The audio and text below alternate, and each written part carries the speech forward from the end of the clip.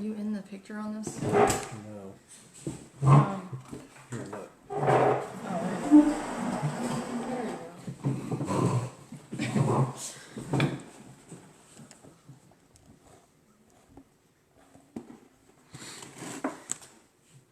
You're still not in the picture. Right? There we go.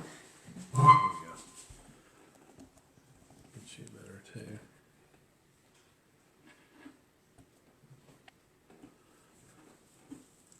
See, I guess it doesn't face recognition stuff because it's asking me, do I want to tag you in the video? Why you of all people? And I keep my location stuff off now Yeah. because of the data and all that. I always have. That's crazy. Okay, so we'll go live. You think? Yep. Okay, let me, Drop it.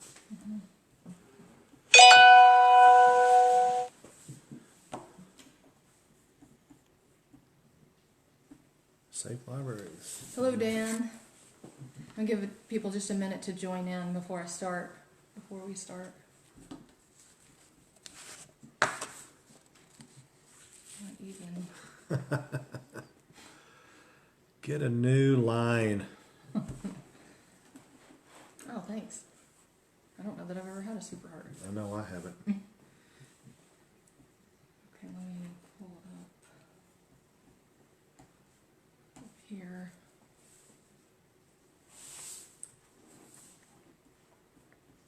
Give me about 45 seconds.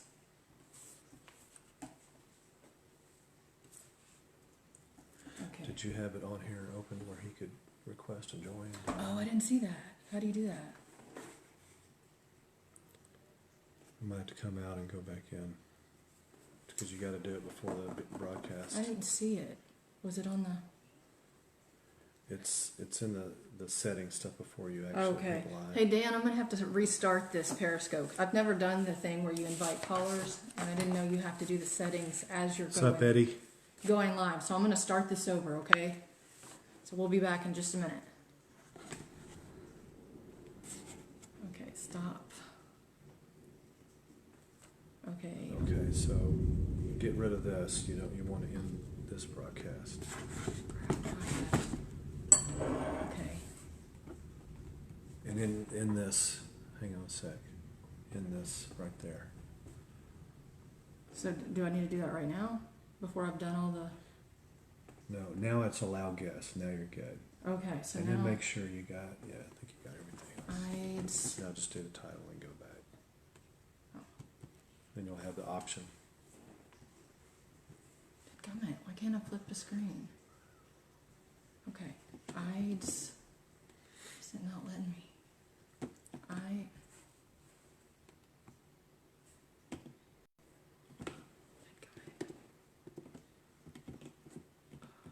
April episode XIV libraries Are getting to be a real drag. and a real drag. Okay, so everything else is right, right? Yep. There we go. Cool.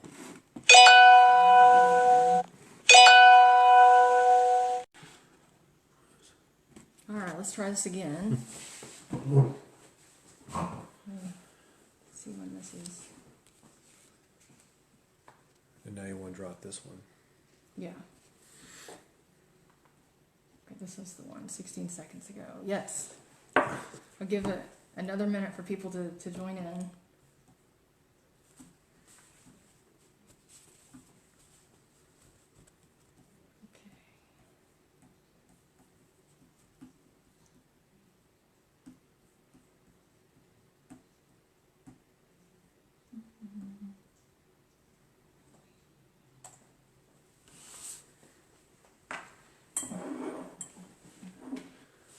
There were some joining that first part. I know. I don't know if I need to tag anyone.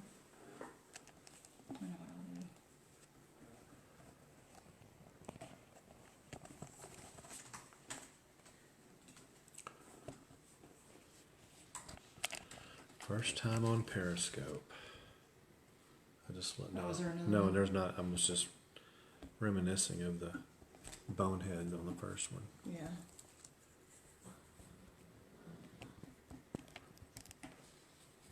Did Dan join back in? Are you out there, Dan? I haven't seen him yet. Let me, okay. He is, because he just, Okay. thing. Oh, that might have been the old one. That was the old one. Never mind.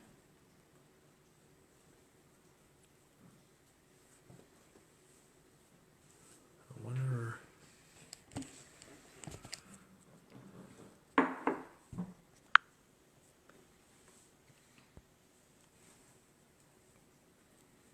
No one discusses Facebook do it libraries, too? and it's kind of important that they do because they're not just a benign organization. It's hi Tracy. It's they're almost like a propaganda arm. Got to get some new material, Hufferman. Wow. Storm in here.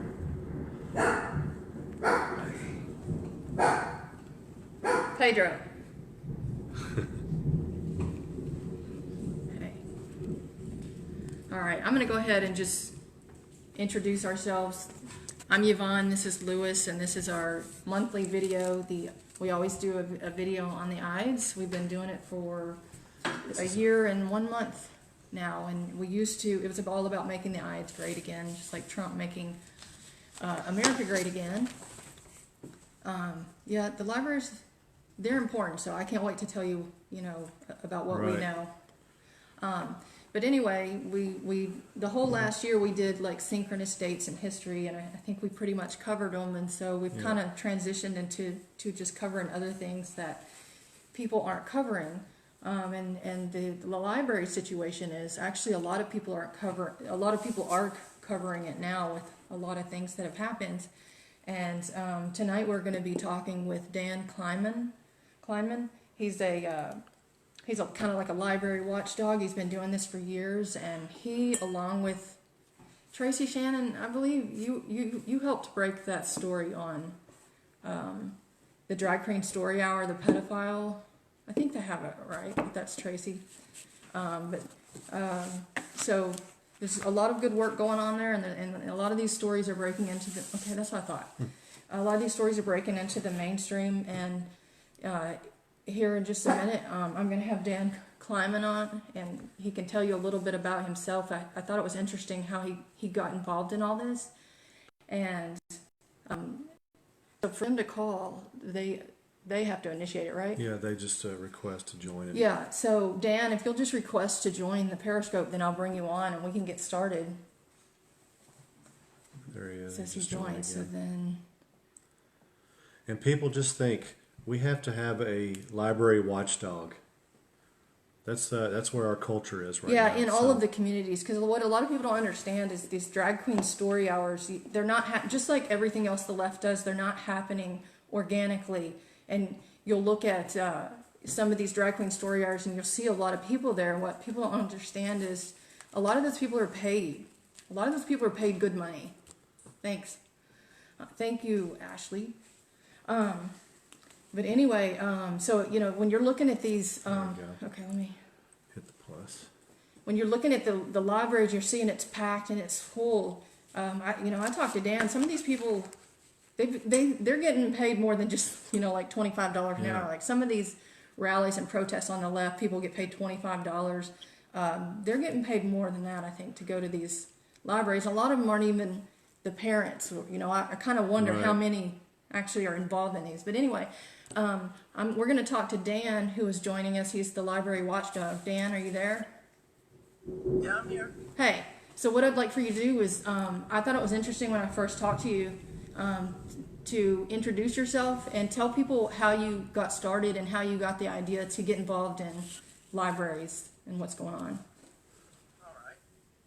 Hello, everyone. My name is Dan Kleinman, and I'm from Safe Libraries.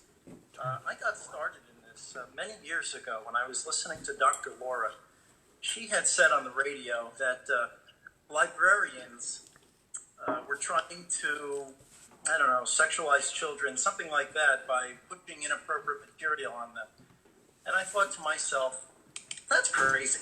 No librarian is going to do that. And I actually stopped listening to her at that time because that was crazy. Then my kid was in public school.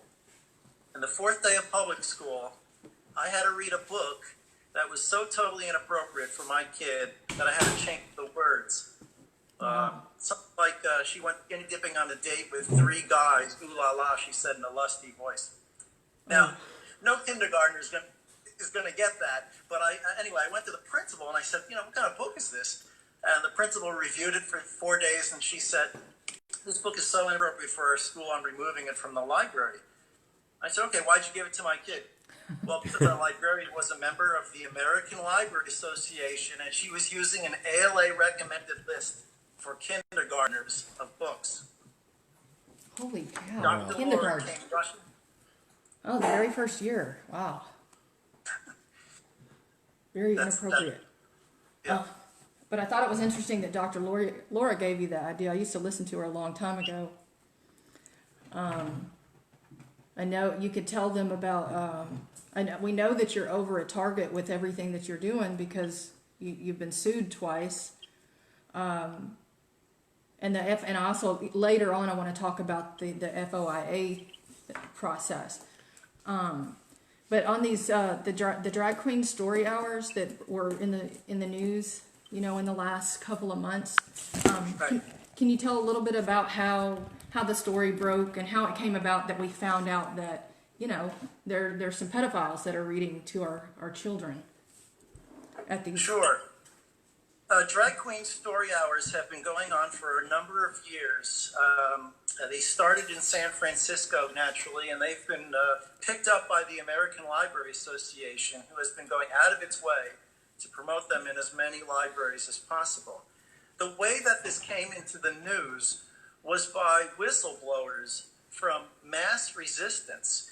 Mass Resistance is a pro-family organization which decided to oppose the drag queen story hours when they found that some of the drag queens had criminal records, including one was a pedophile.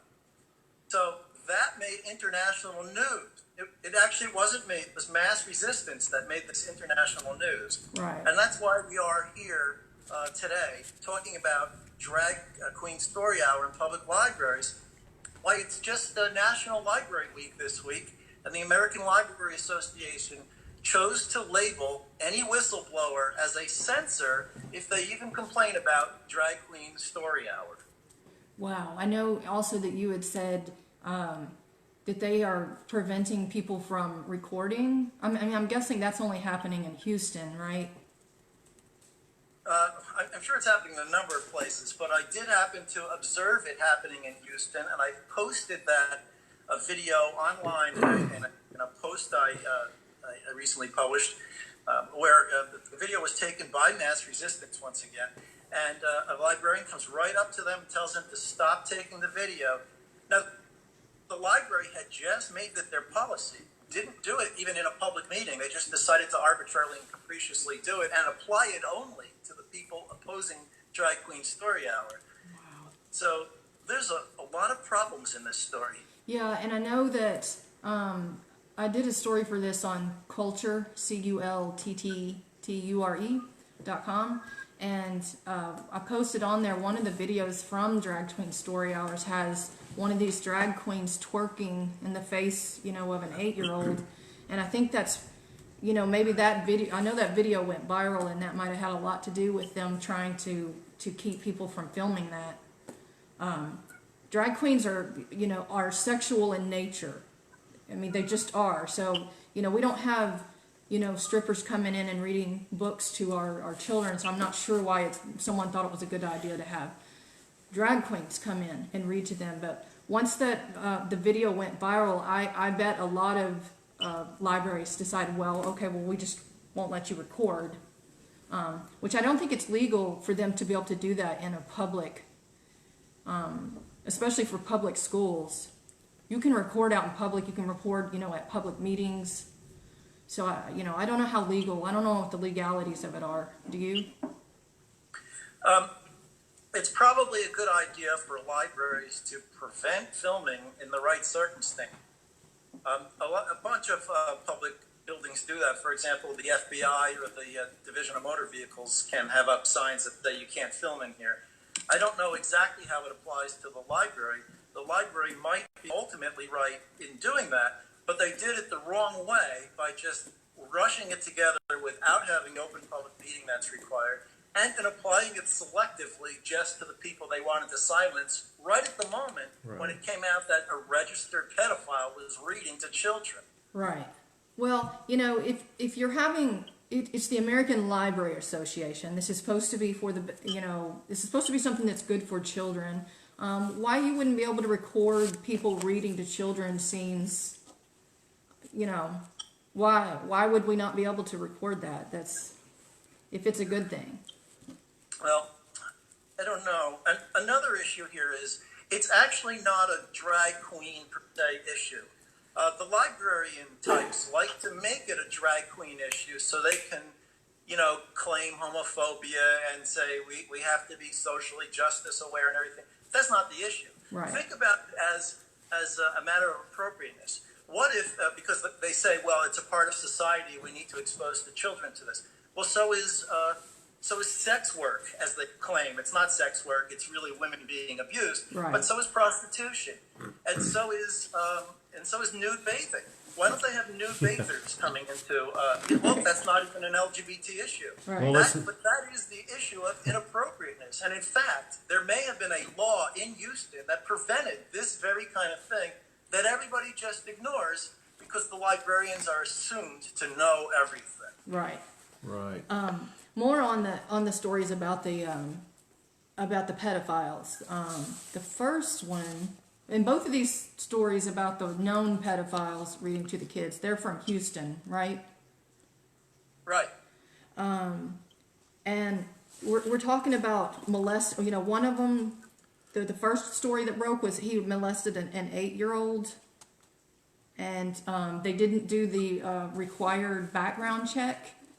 Yeah, not only did they not do the required background check, but I looked online at a resource on Facebook that's an open public group where librarians chat with each other, and they mocked even the idea that they needed to background check drag queens for being pedophiles because everybody knows that they're not. Well, so they already have this attitude, and with this attitude, this is why they don't do the background checks, and this is why it's inherently dangerous. Right. And then the second guy, he was, I think that one was a 6-year-old. I think he had a record. I had papers on that one.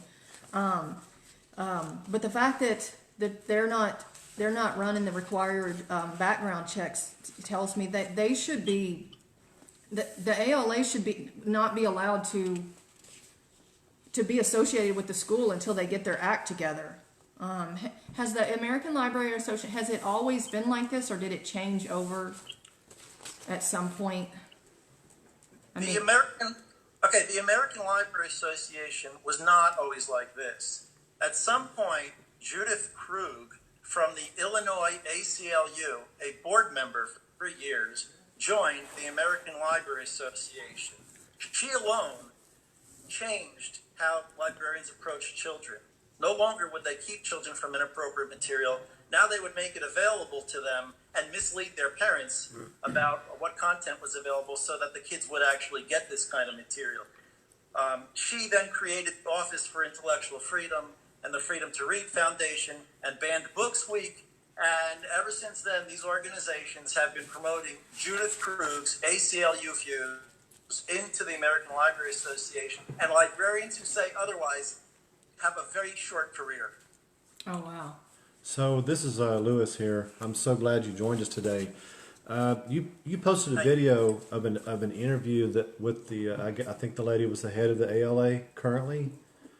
I can't remember the gentleman who was interviewing her, but she kept talking about getting the kids information, getting them information over and over again. It was really creepy, and I wanted to have you elaborate on that interview that she was doing. I can't remember the gentleman she was being interviewed by. Who's she again? I think she is the head of the ALA currently.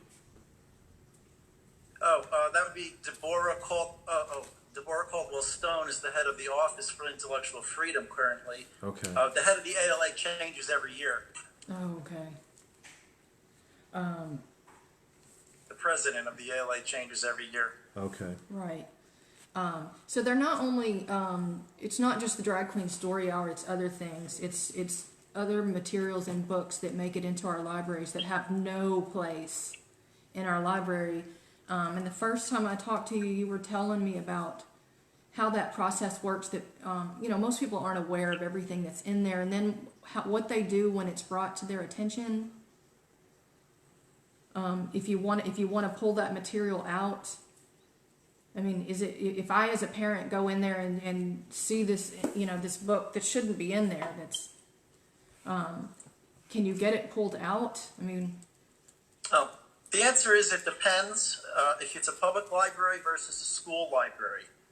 Public libraries are way more anything goes by design. School libraries, however, do have policies or standards that they need to follow. Even Judith Krug said that if a book doesn't meet a school's library policy, and I'm quoting now, get out of there. So even the U.S. Supreme Court did that as well in 1982, Pico versus Board of Education case. It says if a book is pervasively vulgar, you can remove it forthwith.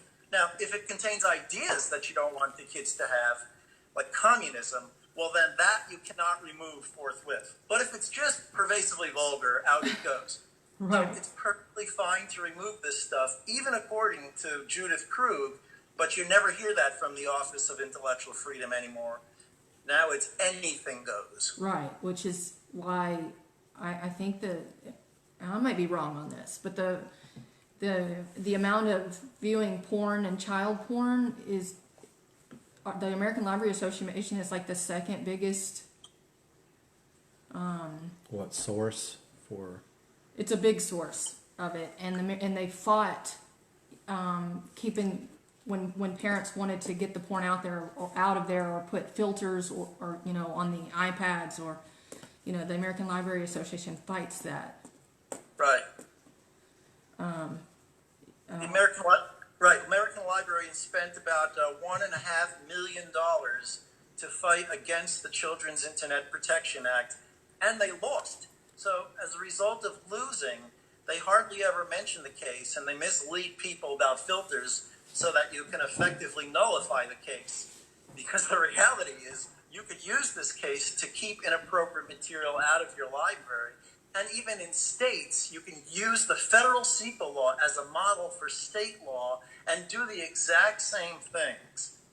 Whereas you would withhold money from the library unless they used filters to block porn. Now, let me just add that filters are very good nowadays, and even a former president of ALA, Carla Hayden, who is now the Librarian of Congress, said so when she testified to become the Librarian of Congress. She says, librarians oppose pornography and filters are pretty good these days. That's what she said, but Yeah. once again, that's not what the American Library Association tells you now. So they try to mislead you to get around the case, basically, by lying to you. Right. And I want people to be aware of this, because I want people to know this is happening in every community. I sent you the tweet earlier about the Cookeville, Tennessee, and judging from it, it was meeting today. Yeah. And people need to be aware of what's going on so they can go and see for themselves. And if there is something like that one video that caught the drag queen twerking, that stuff needs to be caught and called out. But it's happening everywhere, and I would have only thought, okay, well, it's in San Francisco or in The major certain other big LA, cities, but it's New York. everywhere. Yeah. I must say, the video of that guy twerking like crazy, I'm not certain if that is from a public library. Oh, it But might in have the Houston Public Library, one of the drag queens did turn around and say, "Let's turn around and shake your booty," and did gently kind of shake his booty Yeah. right in front of one of the kids who was there. It wasn't as dramatic as the twerking incident that I don't know exactly where that's from. Yeah. But this is what happens at these particular events, and so there's that. Well, people need to be aware so they can.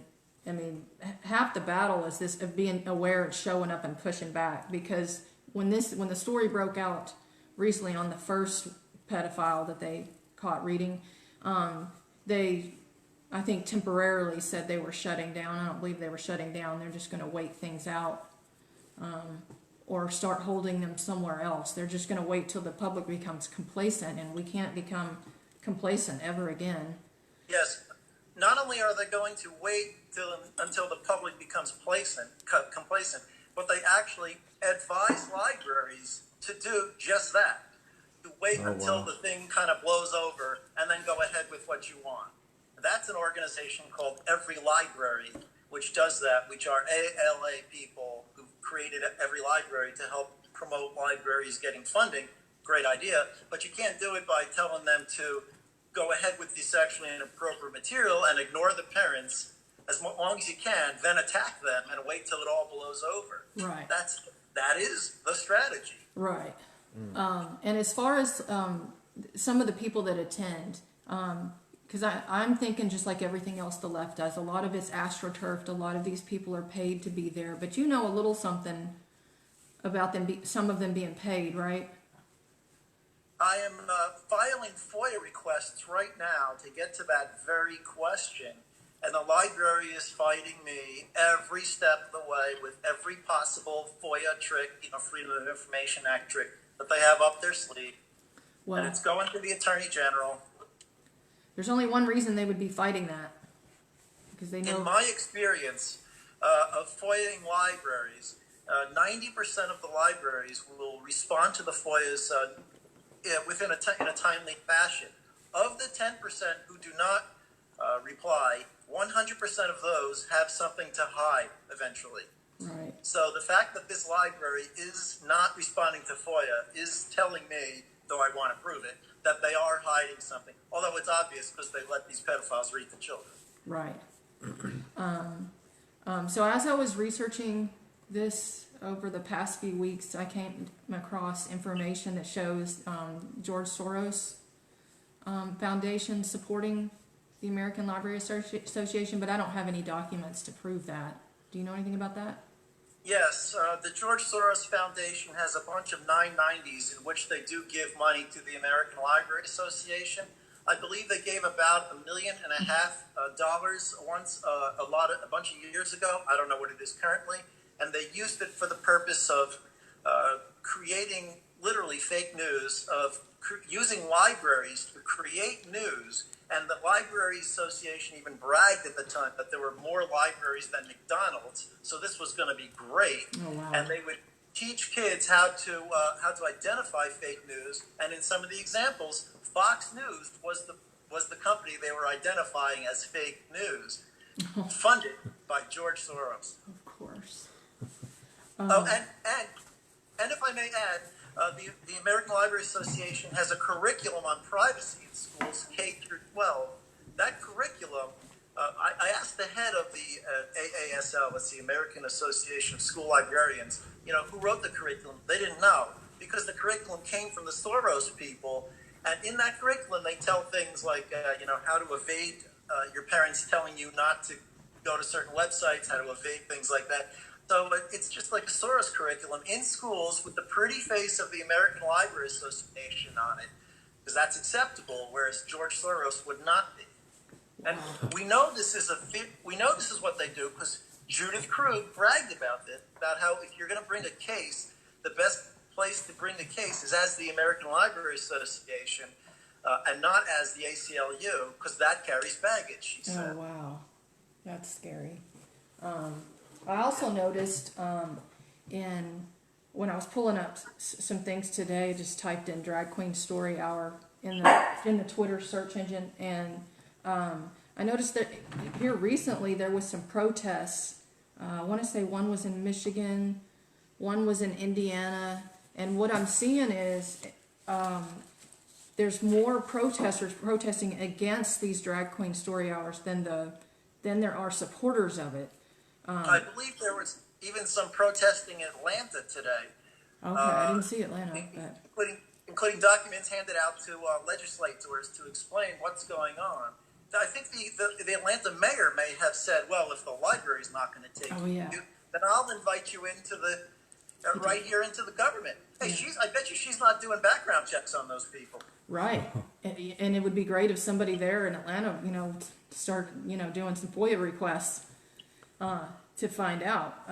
But I just thought it was interesting because one of them, I think it was the one in Michigan, and there was like 250 protesters, and there was less than 20 for it, and the local media was covering it, and the local media was the way you would think mainstream media is. They were kind of painting the anti-drag queen hour people as bigots, although there was 10 times as many people against it. And I think that's what people need to understand is people think there's this demand for this kind of thing, and there's really not. It's astroturfed, and then a lot of people aren't aware of it, but when they are, they're getting involved in pushing back, and I think there's more of us than there are of them. Well, when you say astroturf, the American Library Association is expert at astroturf. Even that head of the Office for Intellectual Freedom, for example, went on Wikipedia as multiple different users hiding her identity to change what it said about net neutrality to be what Free Press wanted. Okay, they also astroturfed Banned Books Week because I proved that even though they have these lists for Banned Books Week about all these banned books, the reality is there are very few bans on these books or challenges. Let me stop you there about Yeah. Banned Books Week. What is that? That is an effort put on by the American Library Association, created by that former ACLU board member, to promote, it's supposed to be like promote reading, but it promotes attacking every single person who complains or whistleblows as a censor.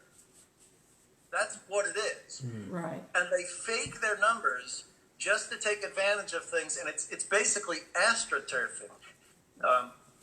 And it's even harmful because when they fake the discrimination against the LGBT community, that actually results in increased discrimination and suicides. Because when you fake it, everybody thinks, well, that's okay. Everybody's discriminating against them, so I might as well too. And there's studies that show this. So they're literally harming the LGBT community just to get them to amplify their message. And when I pointed this out in 2010, LGBT books fell off that list for 2 years straight, even after being on number 1 or number 2 on the list for 5 years straight. So I've caught them astroturfing numerous times, and they're doing it again with this Drag Queen Story Hour. Wow. I know in the Houston libraries where they said that they were canceling Drag Queen Story Hour, but I think it's actually back on, like for April 27th. I need to pull it. And let me add, in addition to AstroTurf, they also give money to locals who are on their side, and they don't make that public, and they don't want it to be made public. So you never know when somebody who's in favor of drag queens not being checked their backgrounds and reading to kids is actually getting funding from the American Library Association, and nobody knows about it. And that's obviously because you're stacking the deck. Right. That's what they do. Okay, so the American Libraries Association, is that a private? I mean, it sounds so like publicly affiliated. Like the Fed. That's actually not. It's just an association of librarians. It's not. They have no power in local libraries, except to the extent that. That all the librarians do what they say because it's career ending if you don't. So let me ask a question about that. You said that earlier, is that librarians that buck the ALA, they have a short career. What is the ALA's influence on them? They are just an association of librarians, so what gives them that power? And they're not supposed to have that power, but they have the perception. I'll give you an example. There was a guy named Greg, I forget, he used to run a website called Shush, and he was running in an ALA election, and he's a conservative librarian. And when he ran in that ALA election, the person who was running the election decided to leave his name off of the ballot so no one would vote for him. And then she said, in order to be fair, I'll also leave my own name off the ballot.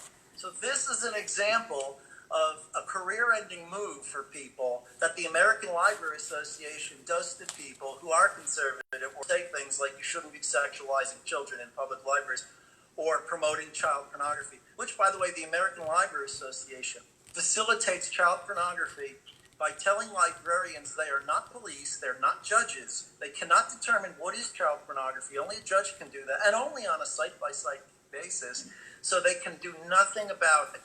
And one more thing, when I pointed that out to the American Library Association, that it was written in their policy sample policy for librarians to use, they deleted it from the policy, but are still teaching it. Oh my goodness.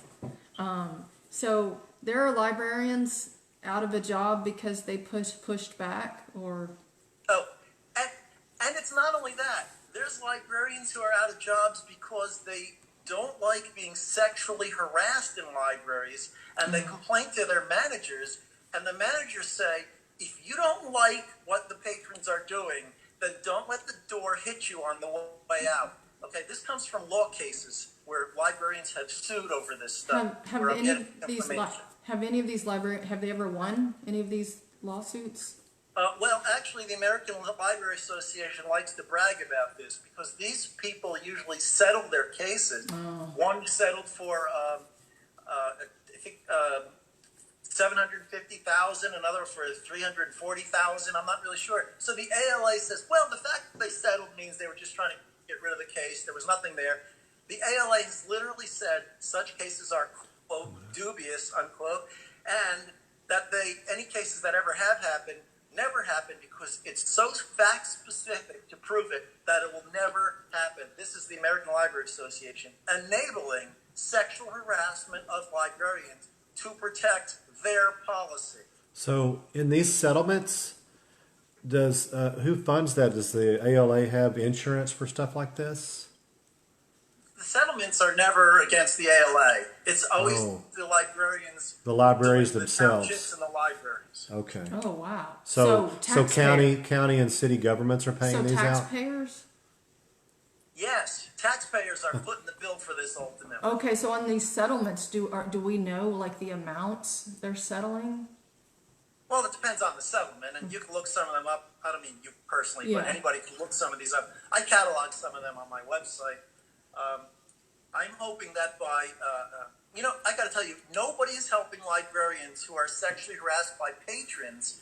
Okay, they're helping them if they're sexually harassed by each other or by some other means. But if it's by patrons viewing porn, no one in the American Library Association helps them because the answer is you got to stop the ALA policy of anything goes in public libraries and start listening to local law or state law that applies and could block this porn, but for the ALA claiming that you can't, and people are fooled. Well, you would think that the libraries, especially these public libraries that our children use so much, that you would be able to at least put filters or try to keep that stuff out. I don't understand that. So on the FOIA process, I think the FOIA process is something that we all need to learn about, because I know that Judicial Watch is doing some great things with it, and I know sometimes it takes a long time. I know that when you do your FOIA request that they really try to delay, but you're getting a lot of good information through that process. And how involved and complicated is it? Is it different in different communities, or you just need to learn the process? And well, you need to realize that it's actually kind of easy. It doesn't take much to file a FOIA request. You can just write a paragraph and send it in on an email to your library, and they basically need to respond. But states do have laws on this stuff, and there's a national organization, NFOIC are the initials, where you could go up and you can find sample FOIA requests for your state and get a really good head start on how you write up these requests and what to expect. And then you fill in the information you want, and you see what comes back, and pretty soon you become an expert at this if you do it enough. yeah, And I think another thing that people can do is you can just put in the Google search engine "drag queen story hour" because that's how I found the one in Cookeville, Tennessee. I'm pretty sure that we've had some here in Memphis, Tennessee. But I think a lot of people would be surprised in small communities and rural communities that this is happening all over the country. And in Houston and some of these bigger cities are getting, the coverage, Well, but it's happening everywhere. Well, when you read what the librarians are saying about this on their Facebook group, they're saying things like, well, I'm a librarian in a fairly conservative area of Louisiana. How do I get, and I'm trying to figure out how to get my library to have or to host Drag Queen Story Hour. Can anybody help me? And then they get dozens of people that come in there and give them ideas. So if you're asking how does this stuff start, it's because they're getting it from the American Library Association. They're trained in ALA approved schools. They're getting into libraries, and then they go ahead and they do this. Now, the American Library Association has just made their #1 goal social justice. No longer literacy. That they said that's back. That's on the back burner now. Social justice is their #1 goal, and they need to get into communities and change them from within. That is their latest training for librarians. Wow. So this is how it gets into your library. Right. It's kind of like the SP, how our social tech people, all kinds of companies use the SPLC to root out other hate groups when they're like the biggest hate group of all. The ADL. So does the American Library Association. Yeah. Oh, they use SPLC too. Yes, Oh. and librarians block people as a result. Oh, so I bet that the SPLC has Tracy's group listed as a hate group. Do they, or is she are they on their radar? I assume they do. I think Mass Resistance is considered a hate group. Anything Okay. that's pro-family, Basically. pro that's correct. traditional family. Tracy Sandin just said yes. Oh they yeah, are. well, that doesn't surprise me. I will say this about the hate groups in libraries, and that is that the Office for Intellectual Freedom has actually tried to convince librarians to stop blocking hate groups from library meeting rooms. But their librarians, the social justice warriors among them, basically counterattacked their own Office for Intellectual Freedom and got them to withdraw their guidance on that. Because the Office for Intellectual Freedom actually sees that there are libraries that get sued for this regularly and constantly lose. So they try to advise librarians, stop blocking the hate groups. They have every right to be there. And the social justice warriors were not happy with that and attacked the American Library Association and said, not my ALA, or no hate to ALA was a hashtag. Wow. So you touched on it before, but the Office for Intellectual Freedom, and I'm sure that's totally opposite of what they actually do. That's right. Who funds them, and where do they come from? Well, that was created by Judith Krug, the ACLU, Illinois ACLU board member. And I don't know who funds them any more than I know who funds whatever, but I do know they do get funding from Playboy Foundation and George Soros and sources like that, besides other means. They charge for online webinars. You'd think that they'd have intellectual freedom, but they charge to watch their webinars. Oh, wow. They charge for their materials. I'm in one of their intellectual freedom manuals, so. Oh really? I'm sure. Oh, yeah, I'm sure it's glowing. I'll have to check that out. So that's who they are. Did I answer your question? I forget what it was. Yeah, I mean, yeah, it touched on it. I'm going to look into them some Yeah, more. them, and then you said another group earlier. Every library, or Yes, every library. where do all these? It's not just the American Library Association. There's all these other groups that work with them. I just wonder what the uniting. It's just like a spider. It's like they have their tentacles in so many different groups, and how do they get the funding for this? I don't understand the funding. It just seems to be massive. It sure is, and they're slipping money to advocates who take their position and crush everybody else, and then mislead people. So it really is unfair. In fact, their first tactic when somebody raises a complaint about anything is to basically attack them all as censors. they don't even take the time to figure out if there really is a legitimate issue that somebody is raising, which does happen. There are legitimate issues. Sometimes not. Sometimes they're, crazy people. What do you want? It's everywhere. But sometimes there's legitimate issues.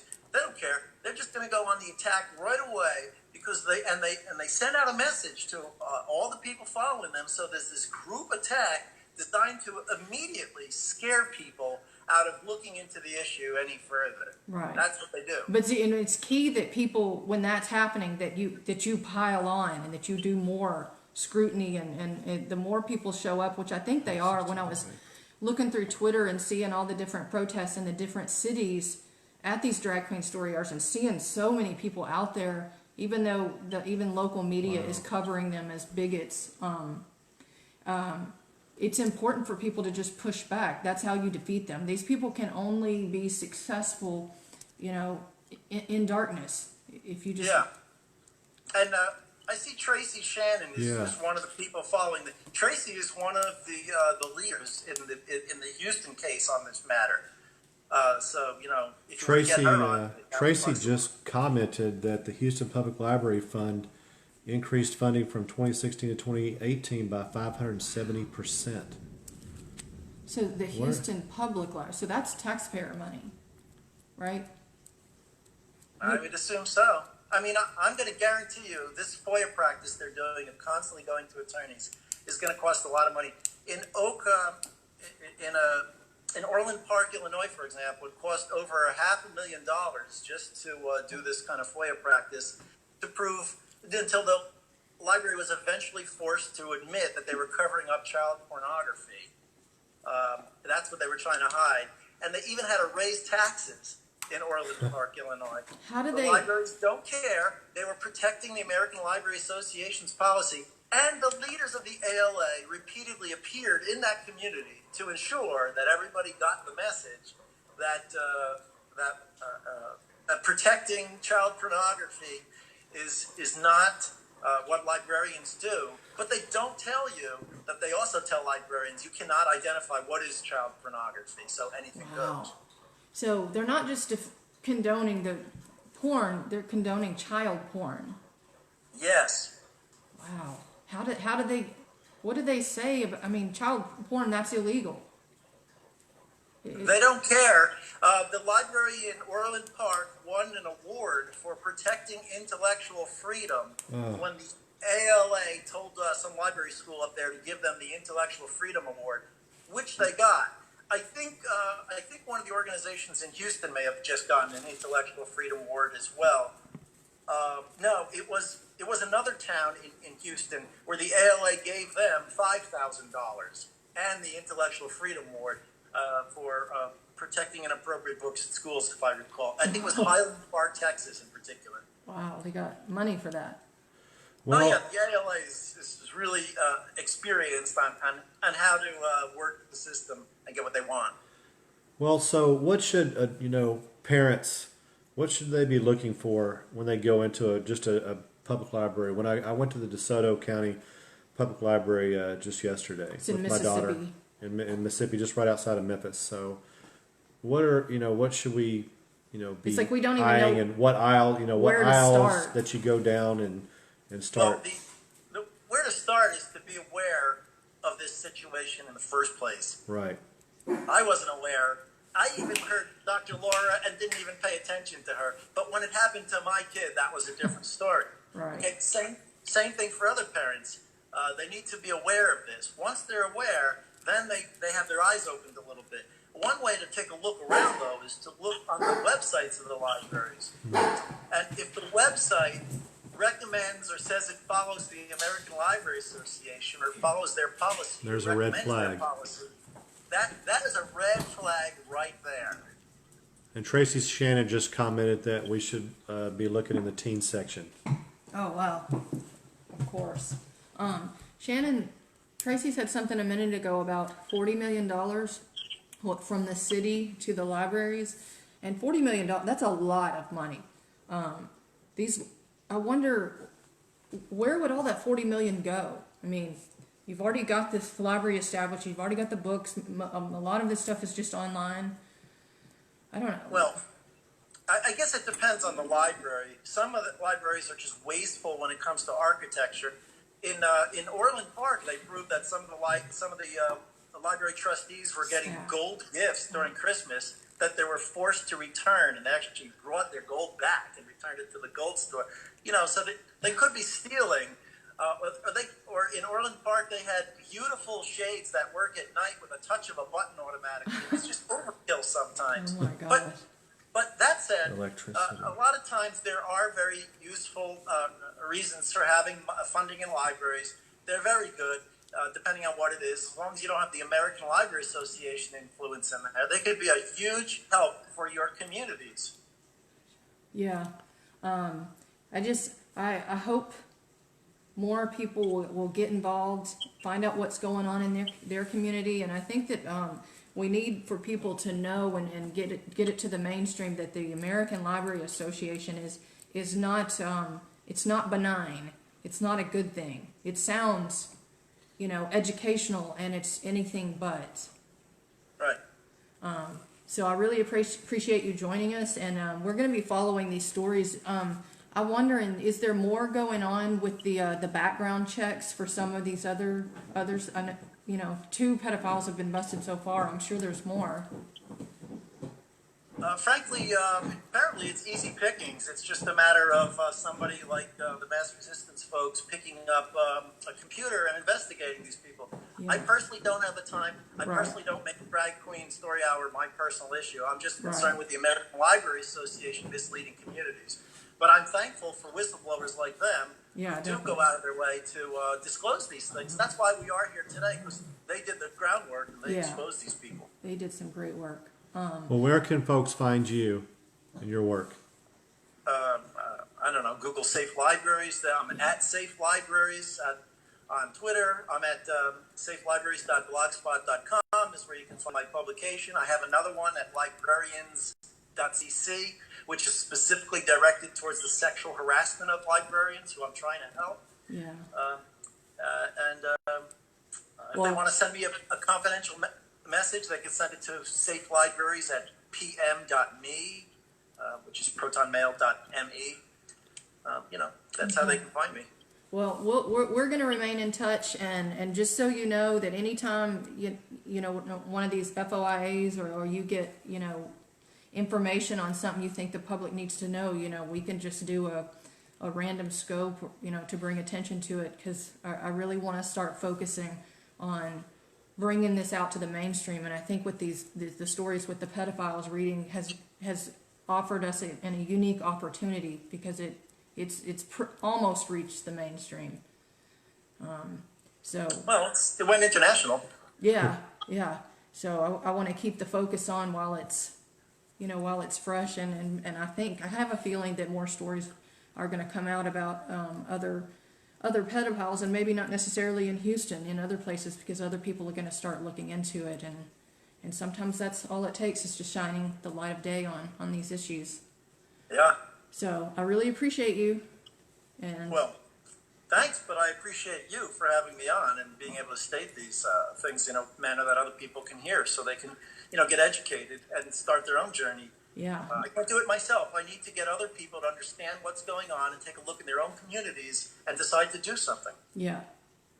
I really appreciate that. I was going to ask Tracy if she wanted to call in and talk about, Yeah. some of these stories. So I don't know if Tracy has any time, but Dan, we'll be in touch and definitely keeping this story alive. Definitely. Thank you. All right. Thank you. Thank you. Tracy, I don't know if Tracy has time, but you're welcome to call in. I wasn't aware of this story. I'd heard about the Drag Queen Story Hours, but then when it broke, and somehow I got in touch with Dan, and then I wrote the story for it about on culture, and then I start, delving into the issue, and man, it's everywhere. Well, and it's another rabbit hole. It's with just corrupt institutions in the country, and it's the culture. Tracy, there's a thing on your you're in Periscope, right? Are you watching this from Twitter or from Periscope? Because if you're watching it from Periscope, there's I think, a smiley face on the screen. Double smiley face you can click. And if you click the smiley face on the bottom right, I think it is, and then I can join you in. Oh, she's on okay. Twitter. You have to be on Periscope to use this little app. Okay. Yeah, we'll keep talking. But Oh, look. started the ball. Yeah, Huh. Ali did. Yeah, Yeah, definitely way to go, Ali. On so That's- many fronts. Ali's, man, he's got a lot on his plate, man. He's doing a great But job. what I was saying was, it's another rabbit hole, and it's our culture's corrupt, and so everything else is corrupt.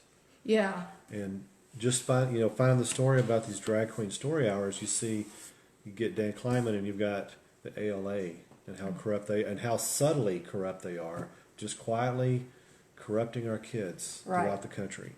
And yeah. While we're not paying attention, which is how everything has happened. The Christian community has really kind of removed itself, from public, from leadership and running for office, and it just picks at itself in and some of these churches. when you made a vacuum out of this God-fearing society, and of course what's going to fill that? It's going to fill it. And Demons. so we've got to make an effort to get back into this. Our founding fathers, they did it all. They were taking care of their families. Mm-hmm. They were running the government. I don't know at what point in history where it kind of separated, and like all the best people that would be the best for office, they don't want anything to do with it. And of course, what do you get in there? You get charlatans and opportunists who are not very moral people, and so we've got this atmosphere that is just so corrupt. But I mean, Drag Queen Story Hour and just the videos that I've seen while researching this, whether you are for LGBTQ things or trans issues, or that's not the issue.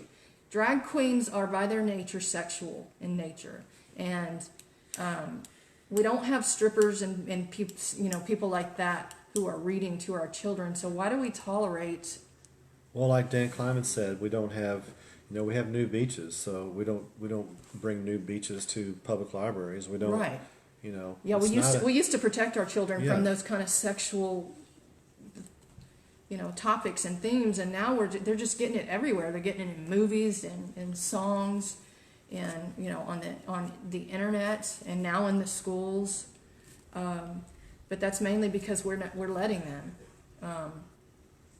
The whole thing is corrupt, and this is just it's a what's the word I'm looking for? Well, yeah, corruption just fills in where there's no accountability. Just like with we're currently going through, Mueller just released his report on that there's no Russian collusion. And of course, we knew there was no Yeah. Russian collusion.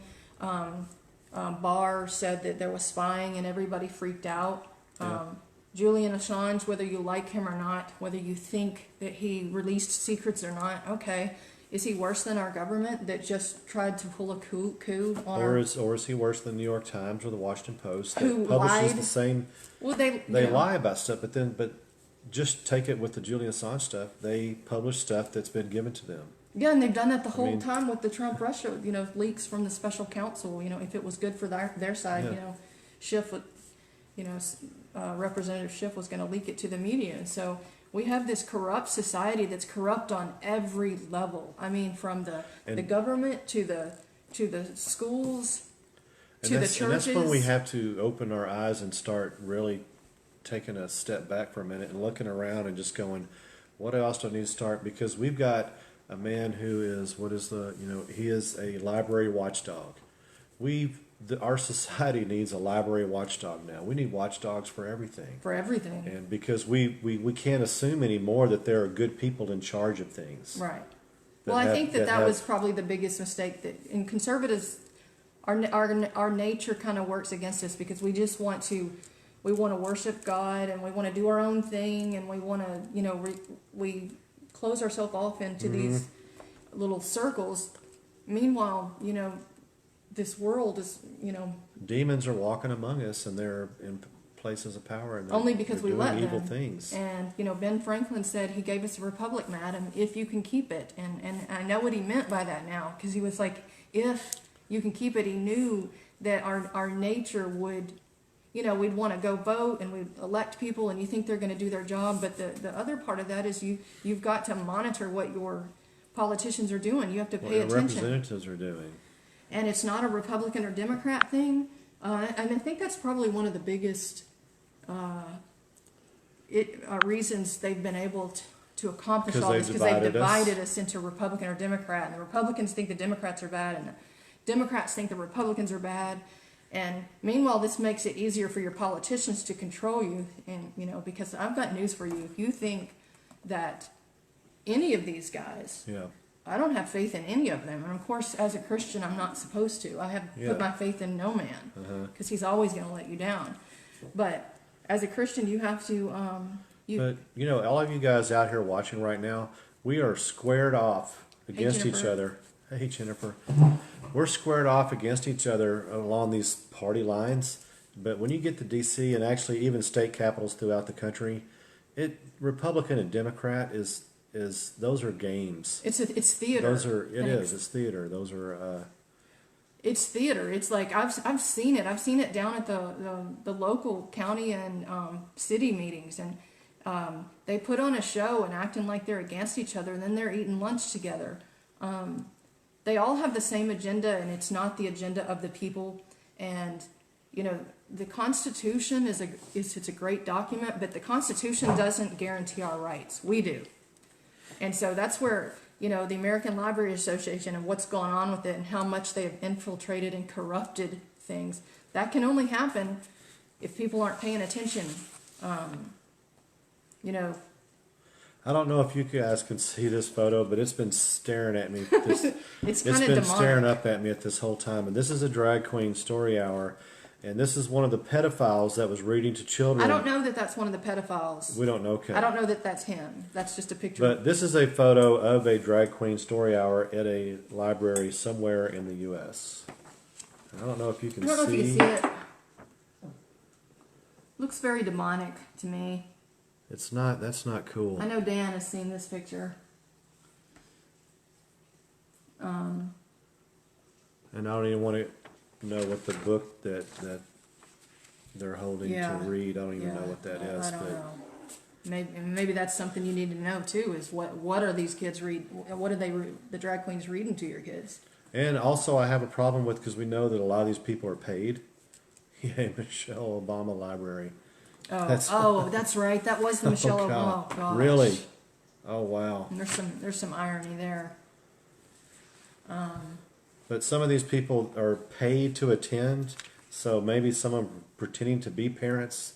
Kids are pretending to be the sons and daughters of these guys. Which makes sense, because when I was looking at the protests, you know, just a couple of cities that I pulled up, and you had just tons of anti, and then you had like a handful of the pro drag queen story. Because there's people on the left that are not necessarily for drag queen story hour. I just think that the extremes of the left have taken over that party, you know, with AOC and Ilhan and you know, things like this. And I don't know if there's any bringing them back, but it's up to us to do it. It's our responsibility.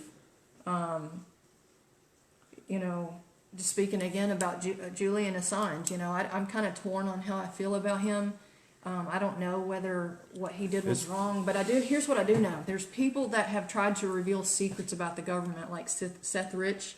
Seth Rich was the Democrat IT guy for the DNC, who was upset that he had found out that the Democrat primary was being rigged for Hillary, and he supported Bernie Sanders. And so, you know, a lot of people don't know that Julian Assange has inferred that that's where he got those files, that there was no hacking involved. So Seth Rich he was murdered. We don't know by who, but it's kind of, you know, is it just coincidental that he was exposed in the DNC? Well, the Capitol Police call it a robbery, but his cell phone was still on him, and he still had money. His wallet was still with him. And then, so I don't know. I don't have any proof that he was taken out because he did that. But then there's Michael Hastings, who was a writer. I forget who he wrote for, but the last story that he was doing on was John Brennan. Yeah. And and he went off. He was scared. He had told friends that he was going off the radar because he felt like people was following him. He wound up dead. So, people like Edward Snowden, who leaked things to us that we didn't know about, that we were being spied upon. A lot of people don't like the way Edward Snowden did it. And I thought, well, okay, does he do it get the right channels and wind up dead? So. But what we've got to be looking at is the long arm of the United States Justice Department has grabbed Julian Assange out of the Ecuadorian embassy in London. But there's pedophiles here in this country that are walking free. And there's probably a serial killer in the name of Ed Buck. Ed Buck, who is a big Democrat donor, who's had 2 young black males die in his apartment, and he's still walking free. He's still free. He doesn't. If you had a deal with Ukrainians, you had FBI SWAT teams in your living room, making your wife walk out in the street with barefoot. And then you've got Jacob Schwartz up in New York. Yeah, Jacob Schwartz was an aide to Mayor de Blasio, and he was arrested in May 2017 for viewing child porn. He had thousands of images of child porn on his computer. Child porn, images of grown men raping infant girls. He and his family all but admitted guilt. His father, Arthur Schwartz, who was a very influential member of the community there, said that his son was getting the help that he needed, and he was staying with his mother, who's a psychologist, and we're almost 2 years, and he's walking free right now. And he's going to have a trial in May, which I think is probably going to be a show trial. Going to be postponed, maybe. And so we're wondering, is he going to get the Jeffrey Epstein treatment? So you've got to ask when you see and the news is playing you too, but the U.S. at all different jurisdictions and levels of government will grab people when they want to. So why aren't they grabbing some of these people? Right. And not even to do with politics, just they're grabbing sick people. Stuff. Yeah. Meanwhile, these pedophiles are reading to our children in public libraries or wherever. And no light on that. And then Jeffrey Epstein. I mean, Jeffrey Epstein. That's another. There's over like 40 girls, some as young as 13, that were raped. And I think the story broke yesterday that the Florida DA did not tell the New York DA about all that was involved with him, but I'm not sure I believe that. You think all these somebody's New York for it. They were that they didn't know how corrupt he is. But the federal government and the FBI under Mueller, they agreed to the plea deal, but they didn't want to prosecute, so he didn't get federal charges. He got state charges. Right, and he barely served a year. But hey, thank goodness Paul Manafort's in solitary confinement. Yeah. And Maria Butina. Oh yeah, Maria solitary. Butina. Who's they say she's a Russian spy, but I don't think she's a Russian spy. Yeah.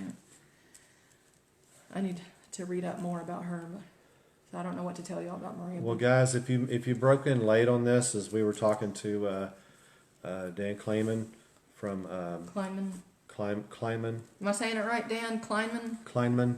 I'm not seeing any comments, so I don't know if y'all are. Yeah, we don't see. I don't see comments on Facebook or on Periscope, so I'm not sure what's going on. And here's the deal with it: sometimes we do. That's me. Yeah, so it's Dan Kleinman. That's how you say it. But on so many of these scopes, sometimes we'll see all the comments, and then other times we won't see any, and we'll see like one person watching. And we'll see that there's 2 people watching, but then we cut it, and then it showed there were several hundred or a couple thousand watching. That's okay. So Twitter is always trying to knock us down on just little subtle ways. Yeah. I think that's all we've got. But so like if what I was saying was it's not. Oh, maybe that it might be her. You know what? I think it is. Whenever they sign up or whatever and download it, maybe that's the first time you do something. Maybe we should. When she did it, maybe we shouldn't have blocked those people. Wait, talk to Tracy. Okay. There we go. Yeah. We definitely got time. Tracy is with the. I had it. It was Mass Resistance. Yeah, Mass Resistance. She's the one that helped break the story on the first pedophile. I'm not sure if she's the one that on the second one. I'm assuming she did. And proudly labeled as a hate group by the SPLC SBL. I wonder if we can invite her. But I'll know her. Has asked. Okay, let's. Has asked to join. Well, here we go. She's about to connect. Hey, Tracy. You there? Can you hear me, Tracy? It's saying she's there now. Hold on just a second. I'll give her a minute. Can you hear me, Tracy? Yeah, I hear you. There we go. I was just telling the people that you were. Oh, she. Oh, she came on. Whoops. Oh, we'll have to wait for her to call back. Hold on just a second. Anyway. But in the beginning, we were talking about. There we go. All right. Let's see if this goes through.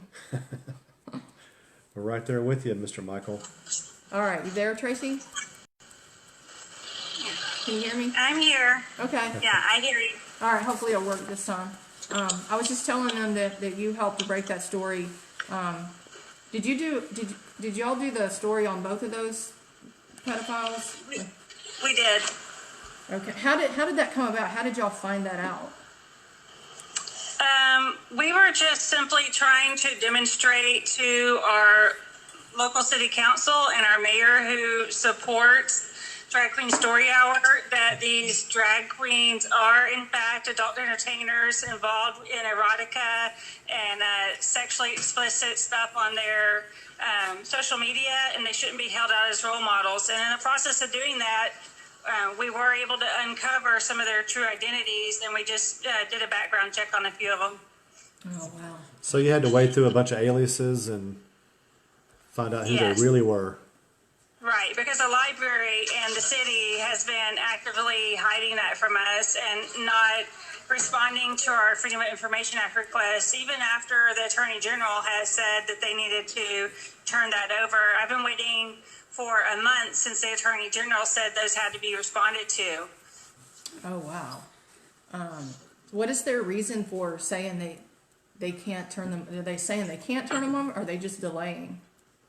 So they're delaying. There's been several reasons that they went to the Attorney General to begin with to try to delay the claims they make. They're not sound. They try to use legal loopholes, and they're not good reasons. The public needs to know what's going on in their library and who's behind pushing this sexualization of children into our communities. This is not an organic movement. We only had 5 people attending Drag Queen Story Hour until it became a lightning rod for gay activists and trans activists in the community.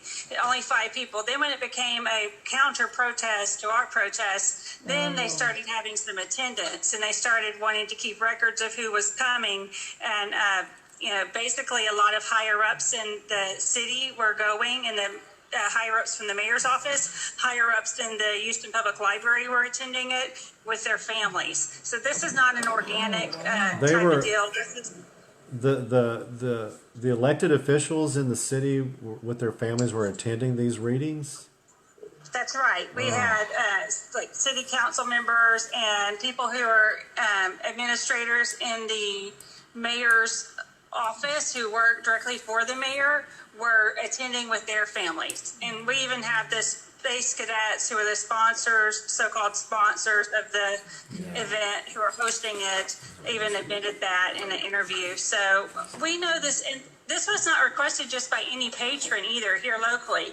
This was requested by a daughter of a longtime librarian that is a senior level employee of the Houston Public Library. So that's not an organic request. No. And these people who requested it, and they've now stepped aside, when they requested it, they have a self-described LGBTQ band, and they perform in all the nightclubs that the drag queens perform in. They've said themselves that they're friends with 95% of the drag queens in the city of Houston, that they know all the people in that scene. And so they were basically promoting their own business and the businesses of the drag queens, especially when you have them using their stage names and the band name and all the promotional material. And the library is, put their stamp of approval on this, because in all the stuff that went out, it said Houston Public Library on it, in the promotional material for this. It didn't have that disclaimer that they're required to have on it according to their policies, that you have to say this is not sponsored by the library and this or necessarily approved by the library. Well, even that disclaimer is a lie, because they have to approve of everything. There's an application process to all of this. And then they deny that the guy who had the 4 sexual assaults against minor children ages, I think the ages were 3, 4, 5, and 6, and or something like, no, it was 4, 5, and 6 and unknown. And he did that when he was 16 years old. And this guy was invited by the library to be a greeter. There's an application on the library's website for being a greeter. And the library has denied that this person was a volunteer with the program. That's simply not true. We have a videotape of a Space City sister saying the library reached out to them to greet the children at the library. We have videos and pictures of these people handing out carnations to the kids as they arrive. So here you have Space City sisters who are part of Sisters of Perpetual Indulgence, handing out carnations to children, one of them being a past convicted sexual offender himself, and to lure the kids inside where they can be read a story about content reflective of adult sexual identities and orientations by a pedophile. I mean, that's a really nice look for Houston. We are number 1 in something. We like to say we're number 1, but we're number 1 in human trafficking. Wow. Well, I think this goes beyond them not having run background checks, because I was looking at the second pedophile busted, this Elizabeth Ann Davidson, and I'm going to show the picture. Hopefully y'all can see that. Okay, that's a picture of him, her, and this photo is from an article that he wrote about his experience as a transgender dominatrix for hire, a trans prostitute, and a trans adult sex film worker. So I don't care whether you're for that kind of thing or not. I think we can all agree they don't need to be reading to our children. Right, that's not the one to hold out as a role model. Like Drag Queen Story Hour says on their website, these are unabashedly queer role models. Who needs this for a role model? This guy says in that article you held up there that he is not ashamed of his past. Yeah, and this was known. This was known. So I don't think you needed. I mean, hell, you didn't really have to do a background check. He was writing about it himself. In an libraries use Google? Because that's what I use. I use Google. Can somebody please use Google and check these people out? Harder to hear. Harder to. Who is that? Kleinman. He said it was harder to hear. Oh, is it harder to hear her? I don't know. I hear background noise from Tracy's, and maybe that's. I'm at a local coffee shop. Sorry. Okay. Oh, that's all right. I'm waiting on my coffee. That's all right. I appreciate you calling in. But I don't think that they neglected to do the background checks. I think they know. I think they didn't. Oh, there you go. I think they knew. I think they at least knew by October, when somebody at that time is when they were said to have done the background checks for all of the volunteers. So if they did that they certainly wanted to keep it secret from the public. Right. So do y'all have, are there going to be more of these people being busted? Are people working on that? I would predict that there will be more people being busted. I mean, there are still people, at least in Houston, and not to mention other cities, but they use their aliases. I've come across cities where the libraries have for their application, for example, your legal name, or you may put your alias or your as known as name, or doing business as name. Wow. You can't do a background check with doing business as, but they want to make sure down at the bottom of the application that you tell them their pronouns. So let's make sure we get the right pronouns that people prefer to use, but never mind about those silly background checks. It's really pathetic how accommodating they are to these applications. But with your FOIA stuff, it's appalling. yeah, that you can't get anything. Where are you at Where are you at with? You said it was been about a month since your FOIA stuff had gone to the. Is this the Attorney General for Texas? Yes. So where I'm at is I'm complaining now, and I complained today again that I haven't got anything. I sent an email to everyone on the council, and I'm gonna make a complaint with the Attorney General that I still haven't got anything. All I've got is a letter from our legal department saying that they closed the case and advised the library to give me the documents, that the Attorney General approved to give to me. So, but it's been a month. I mean, there's so many people requesting similar documents. It should be all lined up and ready to go. For me, it's been 4 months since my file date that I filed the FOIAs. Wow. And since then, I filed more because of more curious things they were doing at the library, such as not allowing myself and others to record. It's resulted in serious violations of First Amendment rights. Right, and selectively enforcing that, from what I hear. Right, selectively. Well, hopefully, the more the light shines down on this and the more people weigh in, that, we can get a hold of this, because, I want people to understand this is not about being a bigot or anti-trans or whatever, but, just from this one person, I think we can all agree that transgender dominatrix for hire, trans prostitute, trans adult sex film worker, in her own words, should not be reading to, 6-year-olds. Right, and I would like to add that my own children have a transgender parent, not myself, but my ex-husband, who now lives his life as a woman. And my children are close to their father, love their father, and show him respect as required by me and by our faith. And they have never needed a drag queen or anyone else to read them a story about sexual orientation or gender identities. Their view is that is their dad's identity for him to make peace with. And that acceptance to them looks like something that's out of their control. They just have to accept, that some things they cannot control. We never needed indoctrination, and we've always rejected indoctrination in regards to these topics. Right. That's well said. So Very I well really said. appreciate you calling, and hopefully we'll be talking more about this. And anytime, I was telling Dan the same thing. If you want to help shine more light on it, send me a DM or tweet at me, and we'll see what we can do. And hopefully all of us working together will, change things. We will. We'll be breaking new stories in the upcoming week. So Awesome. Well, and tell everybody how to find you as well.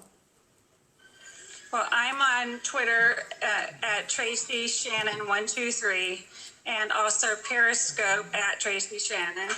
And Facebook, you can look up Tracy Shannon, and you can also find Master Resistance Houston, Master Resistance Texas Houston on Facebook. Okay. All right. Great. Thanks for calling, and go enjoy your coffee. Thank you for All having right. me. All right. Bye. Bye. All right. All right. That was good. I'm glad we got her in. I really appreciate all of you joining in, and Dan and Tracy for calling. And, I hope that you guys will take the information that you've learned here and